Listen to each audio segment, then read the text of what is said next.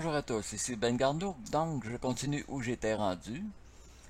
Alors, voici l'Est et l'Ouest. Je lis un paragraphe qui est vers le milieu. Donc, l'Est et l'Ouest, d'après Hérodote, les prêtres affirmèrent qu'au cours des âges historiques, et depuis que l'Égypte était devenue royaume 4 fois en cette période, c'est ce qu'ils m'ont déclaré, le soleil s'est levé contrairement à son habitude. 2 fois il s'est levé là où il se couche maintenant, et 2 fois il s'est couché là où il se lève aujourd'hui. Dans cette page-là, les Chinois disent que c'est seulement depuis l'établissement d'un nouvel ordre des choses que les étoiles se déplacent d'est en ouest. Les signes du zodiaque chinois présentent l'étrange particularité de se déplacer en sens rétrograde, c'est-à-dire en sens inverse du Soleil. Je saute un paragraphe, on s'en va maintenant. Les hiéroglyphes mexicains citent 4 mouvements du Soleil. Les auteurs indiens traduisent Olin par mouvement du Soleil quand ils le trouvent accompagné du nombre qui s'appelle Nawi. Ils traduisent comme ça par les mots Soleil dans ces 4 mouvements. Ces 4 mouvements désignent 4 soleils préhistoriques aux périodes du monde accompagnés d'un bouleversement de points cardinaux. Alors vous pouvez lire la suite. On confirme encore là que le soleil a changé de direction. Dans cette page-là, on raconte que même les Esquimaux du Groenland racontèrent aux missionnaires qu'autrefois la terre chavira et que les peuples qui vivaient alors se retrouvèrent aux antipodes. Le déplacement des points cardinaux, alors c'est une autre page qui mentionne la même chose. À 4 reprises, le soleil a changé de direction. Comme d'habitude, vous pouvez mettre sur pause pour avoir le temps de lire le texte. Les Aztèques déclaraient: le soleil n'existait plus depuis nombre d'années. Les chefs commencèrent à scruter les ténèbres en tous sens à la recherche de la lumière espérée, et ils faisaient des paris sur la région du ciel où le soleil paraîtrait d'abord. Les uns disaient ici, les autres disaient là, mais quand le soleil se leva, il se trouvait que tous s'étaient trompés car aucun d'eux n'avait fixé son choix sur l'est. Et dans cette page-là, on mentionne de nombreux peuples qui mentionnent que la Terre a déjà changé son sens de rotation. Un autre paragraphe, les changements d'heure et de saison. Alors bien sûr, quand la Terre inverse sa rotation, les saisons s'inversent aussi, c'est ce que cette page-là explique. Cette page-là aussi mentionne le changement de saison.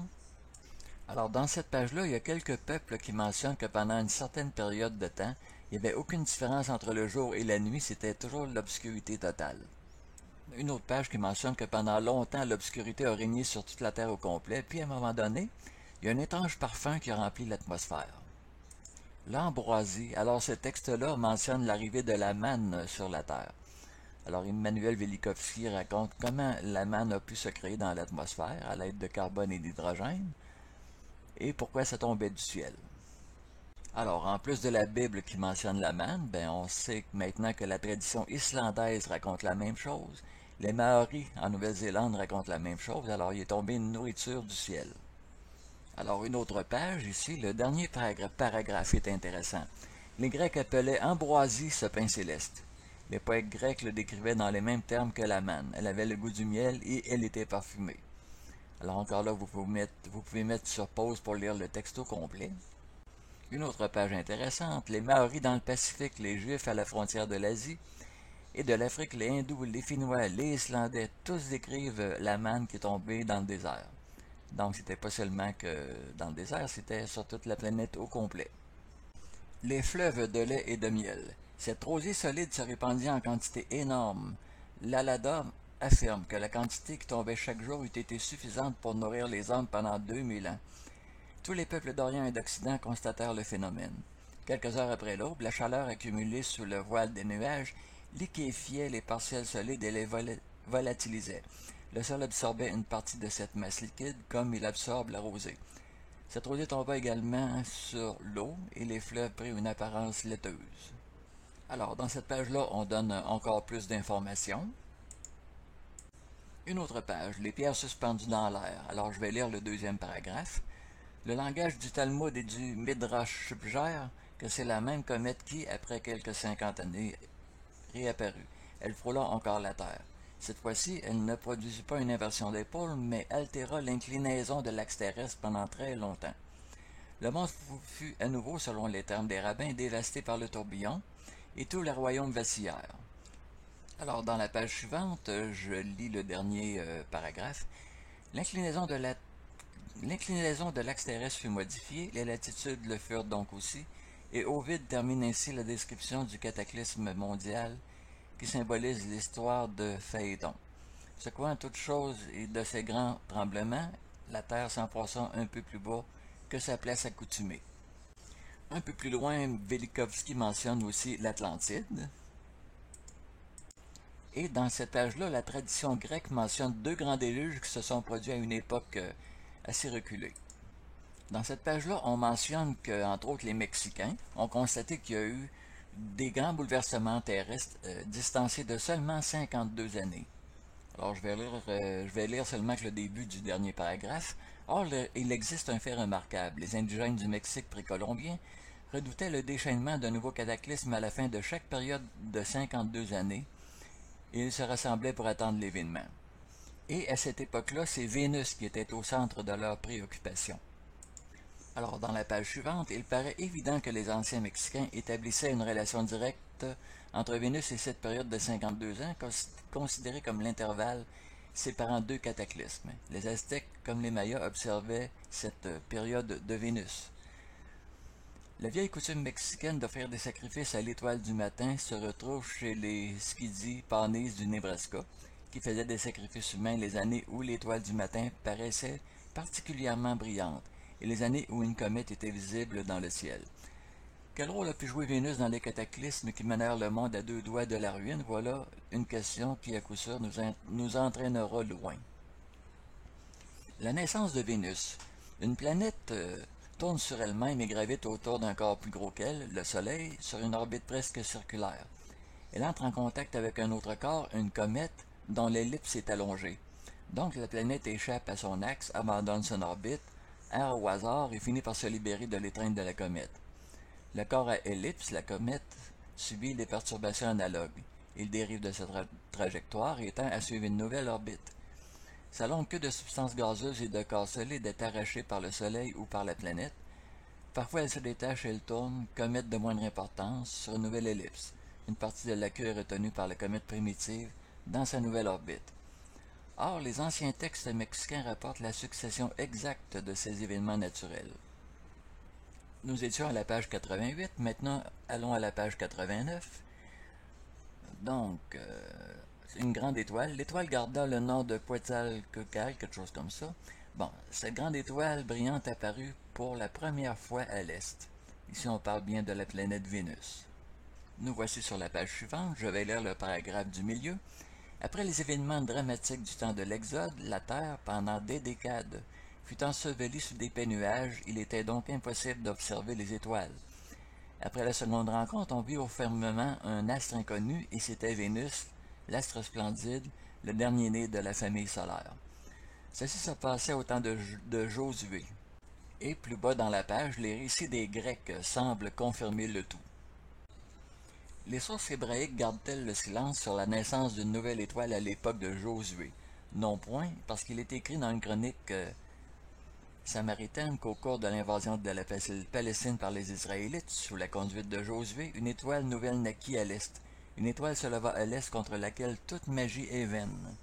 Et les chroniques chinoises rapportent qu'une étoile brillante apparut à l'est, au temps de Yao l'empereur. Le système a 4 planètes. Si l'on affirme que la planète Vénus naquit dans la première moitié du deuxième millénaire, on admet par là même qu'au troisième millénaire, 4 planètes seulement étaient visibles. La planète Vénus ne devait donc pas figurer sur les cartes célestes de cette période reculée. Dans une très ancienne table de planètes hindoue, Vénus seule est absente parmi les planètes visibles. Les brahmanes de l'époque primitive ne connaissaient pas le système à 5 planètes. C'est seulement à une époque plus récente que les brahmanes parlent de 5 planètes. D'ailleurs, d'après ce court texte-là, les Babyloniens connaissaient un système à 4 planètes, pas 5. Vénus n'était pas là. Dans ce texte-là, on parle de plusieurs peuples qui mentionnaient que Vénus, au début, avait une traînée de feu ou de fumée. Vénus, avec sa traînée lumineuse, était un astre très brillant. Il n'est donc pas étonnant que les Chaldéens l'aient surnommé l'éclatante torche céleste, ou encore un diamant aussi étincelant que le Soleil, ni qu'ils aient comparé sa lumière à celle du Soleil levant. Aujourd'hui, la lumière de Vénus ne représente même pas le millionième de la lumière solaire. Or, les Chaldéens l'appelaient l'appelaient la suprême merveille du ciel. Les Hébreux employaient des images aussi remarquables. L'éclatante lumière de Vénus flamboie d'un bout à l'autre du cosmos. Le texte astronomique chinois parle d'un temps où Vénus était visible en plein jour dans le firmament et il rivalisait avec l'éclat du soleil. Bon, dans cette page-là, il y a d'autres peuples qui décrivent la naissance de Vénus. Dans cette page-là aussi, une autre page qui pourrait vous intéresser. Bon, n'hésitez pas à appuyer sur pause pour avoir le temps de lire tous ces textes-là. Dans ces deux pages-là, on se demande si c'est Vénus ou Jupiter qui ont causé les catastrophes naturelles. Alors Velikovsky va tenter de répondre à ces questions-là. Finalement, l'ensemble des textes anciens offraient des sacrifices à Vénus, ce qui confirme que c'est bien Vénus qui aurait causé beaucoup de catastrophes. D'après Velikovsky, Vénus était une des lunes de Jupiter. Alors il écrit ceci: quand Vénus fut éjectée de Jupiter et quand sa course de comète, elle s'approcha de la Terre, elle se trouva prisonnière de l'attraction terrestre, etc. Alors Vénus est importante aussi dans le folklore des Indiens. Alors une autre page qui parle des Amérindiens. Bon, une autre page intéressante. Bon, ici on parle des Indiens Pawnees. Et ici, il faut que je vous lise le dernier paragraphe. Dans la seconde moitié du deuxième millénaire et au début du premier, Vénus était encore une comète. Une comète peut avoir une orbite circulaire, nous en connaissons une dans le système solaire, mais tel n'était pas le cas de Vénus. Son orbite traversait l'orbite de la Terre et faisait courir un grave danger à notre globe tous les 50 ans. Si vers la seconde moitié du 8e siècle avant notre ère, le cycle de Vénus était semblable au cycle actuel, il s'ensuit qu'un peu avant cette date, Vénus dut modifier son orbite, s'établir sur une orbite circulaire, présente entre Mercure et la Terre, et devenir l'étoile du matin et du soir. Alors, toutes les irrégularités de Vénus ont déjà été consignées par les anciens peuples.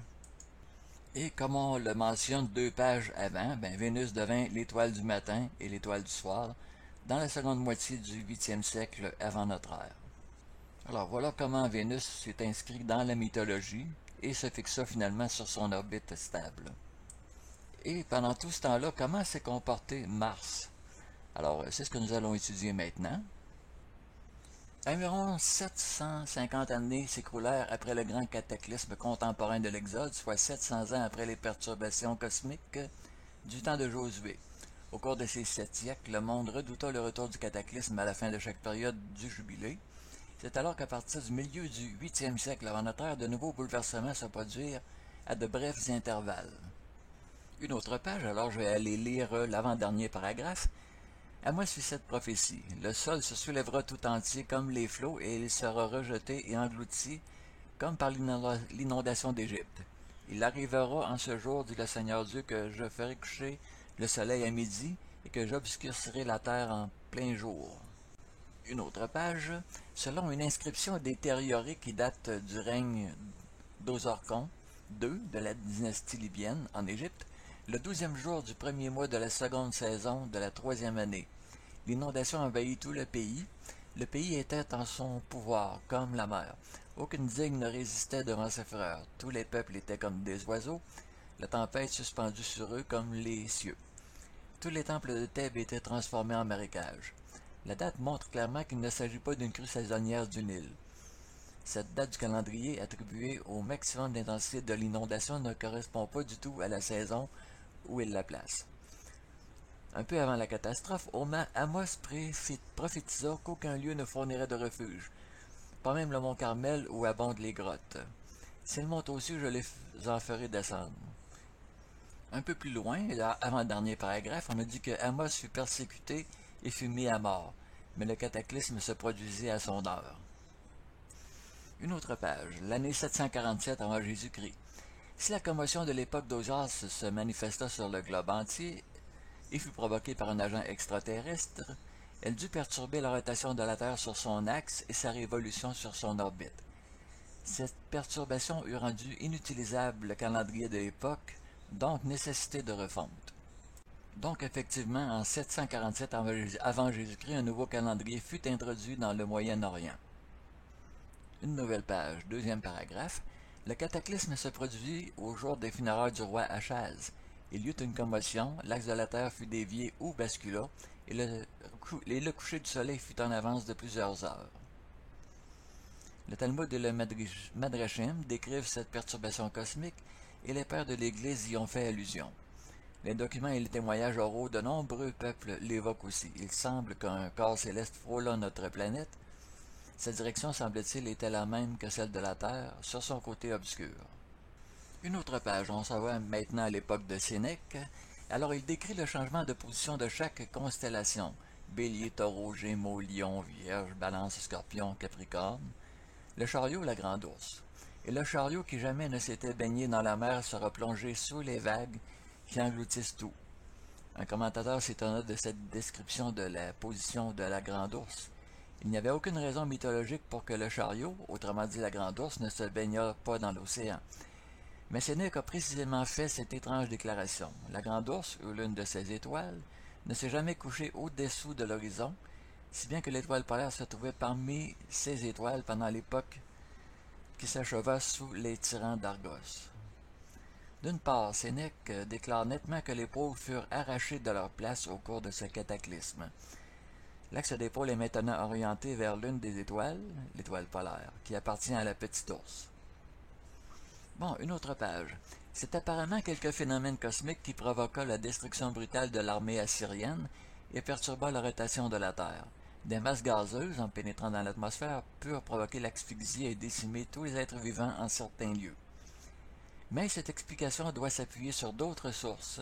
Les perturbations du mouvement solaire n'ont pu se limiter à l'Égypte et à la Palestine, et certaines manifestations du cataclysme, telles l'invasion du ciel par des masses gazeuses, ont dû se remarquer en d'autres régions du globe. Alors le reste du texte mentionne justement d'autres sources d'informations. Vous pouvez mettre sur pause pour avoir le temps de lire le reste de la page. Ici nous avons une autre page qui confirme ce que nous venons de dire. Cette page-là est intéressante aussi parce qu'on mentionne la fondation de Rome, à peu près vers la même époque. D'après Plutarque, d'étranges phénomènes accompagnèrent la mort de Romulus. Il y avait dans l'air des désordres mystérieux, inexplicables, accompagnés de bouleversements incroyables. Le soleil ne donna plus sa lumière et la nuit tomba sur eux, non pas avec la paix et le calme, mais avec des coups de tonnerre terrifiants et des vents déchaînés. Une autre page, Mars dévie l'axe terrestre. Vénus fut d'abord une comète et au cours de l'époque historique, elle devint une planète. Au 8e siècle avant notre ère, Mars était-elle une comète? Il est prouvé que bien avant le 7e siècle, Mars était une planète du système solaire. L'astronomie chaldéenne possédait un système à 4 planètes, où Vénus manquait, mais non point Mars. Quand Vénus entra dans le système solaire, elle suivit d'abord une ellipse allongée et pendant des siècles mit en danger les autres planètes. Les peuples des deux hémisphères redoutaient sa dangereuse trajectoire. Ils l'observaient soigneusement et en enregistrant le mouvement. Dans les derniers siècles avant notre ère, l'année de Vénus de 225 jours, et sans doute aussi son orbite, étaient pratiquement les mêmes qu'aujourd'hui. Dans la seconde moitié du 7e siècle avant notre ère, Vénus, objet de la vigilance anxieuse des hommes, avait cessé d'être une cause de terreur.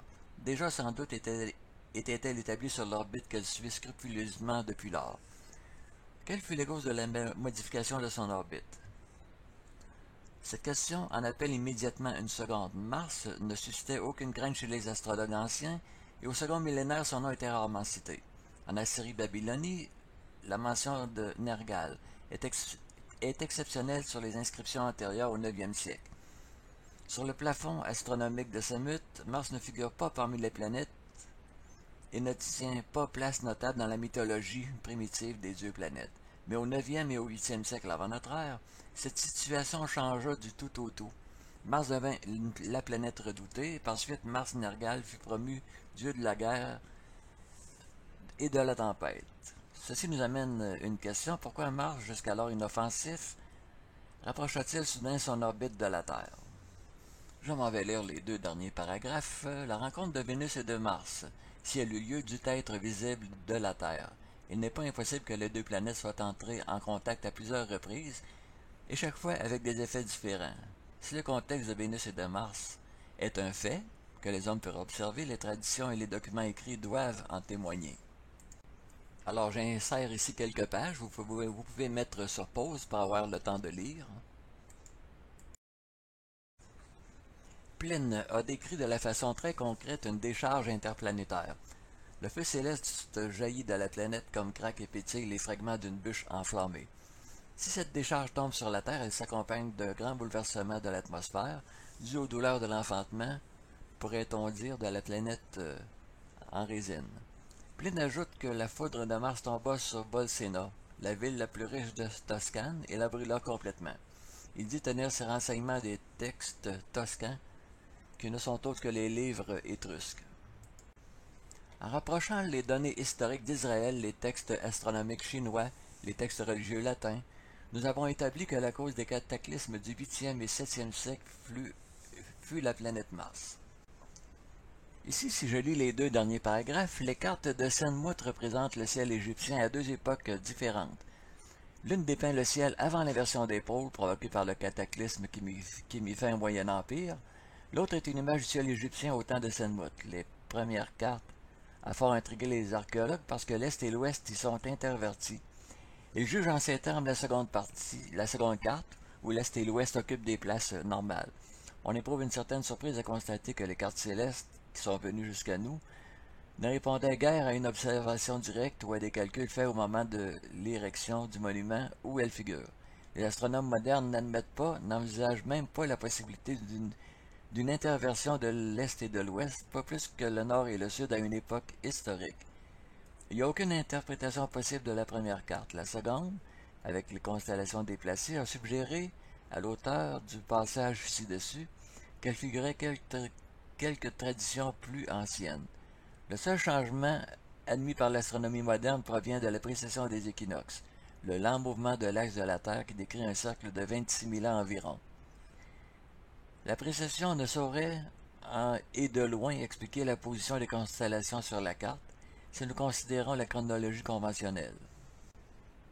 Selon Sénèque, la Grande Ourse avait été l'étoile polaire. Après un bouleversement cosmique qui transforma la configuration du ciel, c'est l'une des étoiles de la Petite Ourse qui devint l'étoile polaire. Dernier paragraphe. En Égypte aussi, la Grande Ourse était considérée comme l'étoile polaire. La Grande Ourse ne se couchait jamais. Les pôles n'avaient plus les mêmes positions. Toutes les latitudes furent déplacées et l'axe changea de direction. L'année s'augmenta de 360 jours à 365 jours et quart, ce qui sera prouvé dans un prochain chapitre. Alors voici une première page qui parle de l'année de 360 jours. Les Perses et les Babyloniens ont déjà eu un calendrier à 360 jours. Les Assyriens aussi, comme on le voit dans cette page. Évidemment, les Hébreux et les Égyptiens aussi avaient un calendrier de 360 jours. Et c'est la même chose en ce qui concerne Rome, le continent américain et en Asie aussi. Un autre texte ici qui pourrait vous intéresser, vous pouvez mettre sur pause pour avoir le temps de le lire. Une autre page intéressante. Et sur cette page-là, Velikovsky fait une comparaison entre Mars et la Terre. Comparaison intéressante quand même. Et la dernière page que j'ai conservée, c'est le début de l'épilogue. Bon, si on faisait un court résumé de tout ce qu'on vient de lire, en ce qui concerne Vénus, il y a 34 ou 35 siècles, au milieu du deuxième millénaire avant notre ère, c'est-à-dire environ 1495 ans avant Jésus-Christ, les calendriers ne comptaient que 360 jours, et Vénus était inconnue des astronomes. C'était l'époque de Moïse, et il y a eu des décennies de noirceur. C'est la raison d'ailleurs pour laquelle, suite à l'Exode, ils ont erré pendant 40 ans dans le désert. Ils ne pouvaient pas distinguer la différence entre le jour et la nuit. D'ailleurs, il y avait des feux de position qui étaient allumés jour et nuit dans les camps des Hébreux. 52 ans plus tard, c'était l'époque de Josué, il y a eu d'autres catastrophes et il y a eu des périodes répétitives où, tous les 52 ans, il y avait des catastrophes. Vers la moitié du 8e siècle avant Jésus-Christ, l'orbite de Vénus devient stable à 225 jours par année.